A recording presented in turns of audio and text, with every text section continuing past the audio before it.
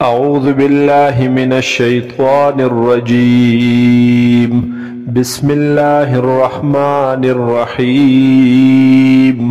يا أيها النبي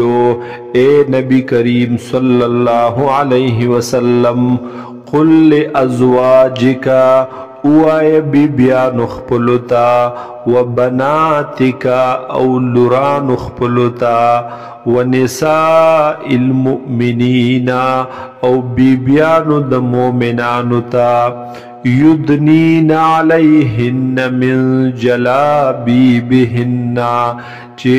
راخکت دساتی راخوار دکڑی علیہن پزانو نخپلو من جلابیبہن غٹو صادرون لرا پڑونی یا برقو لرا ذالکا دا خبر چه دا ادنا دا دیر نزده دا ان یعرفنا چه وب پیجندلشی دوی فلا یؤذین پس تکلیب بون رسولشی دوی تا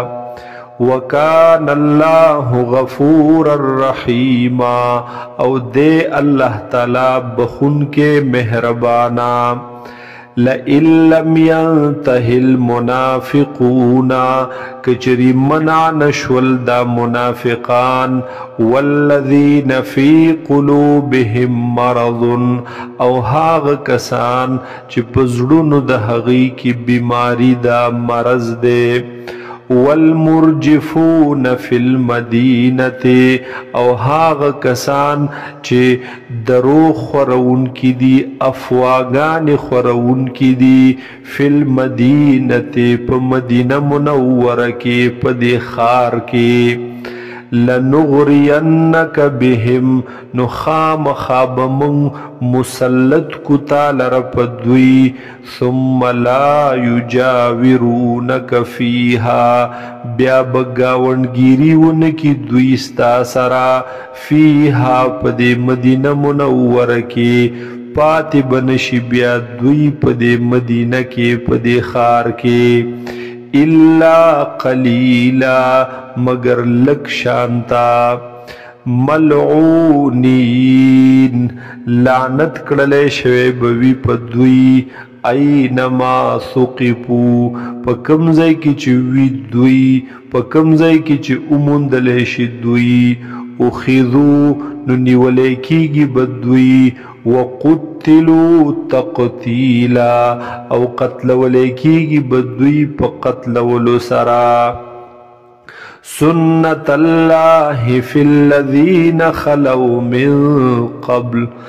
دا طریقہ دا اللہ دا فی الذین پبارنہاغی کسانو کی خلو من قبلو چی تیرشوی دی مخ کے وَلَن تَجِدَ لِسُنَّةِ اللَّهِ تَبْدِيلًا او ہرگز بتونمو میں طریقے دا اللہ لر بدلے دل یسألک الناس عن الساعة تپوس کوي خلق ستانا پبارد قیامت کے قل تورت اے حضور صلی اللہ علیہ وسلم انما علمها عند اللہ بے شکا دے علم دا قیامت دا اللہ سرا وما یدریکا او تا تسپت دا لعل الساعت تکون قریبا شاید چوی قیامت نزدے ان اللہ لعن الکافرین بے شک اللہ تعالی لعنت لے گلے دے پا کافرانو وَأَعَدَّ لَهُمْ سَعِيرًا او تیار کڑے دے اللہ تعالی دوی دپارا حغور لمبو والا خالدین فیہا ابدا ہمیشہ بوی دوی پدیور کے ہمیشہ دپارا لا یجدون ولیا ولا نصیرا نبمومی دوی سوک دوست سوک بچ کون کے ولا نصیرا او نسوک مدد کون کے یوم تقلبو پکم ورځ چې به نسکور کړلی شي وجوههم مخونه د دوی یا پکم ورځ چې به اړولی راړولی شي مخونه د دوی فی النار په اور کې یقولونا نو وایي به دوی یا لیتنا هی ارمان هی افسوس دی په موږ اطعنا الله و اطعنا الرسول چې تابعداري کړې وې موږ د الله او تابعداري کړې وې موږ د رسول صلی الله علیه وسلم وقالو اوای بدوی ربنا اے زمونږ ربا انا اطعنا سادتنا وکبراءنا بیشکا تابعداری کړي و مونږ داغه سردارانو خپلو او داغه غټانو مشرانو خپلو فاضلون السبیل پس گمراه کړو دوی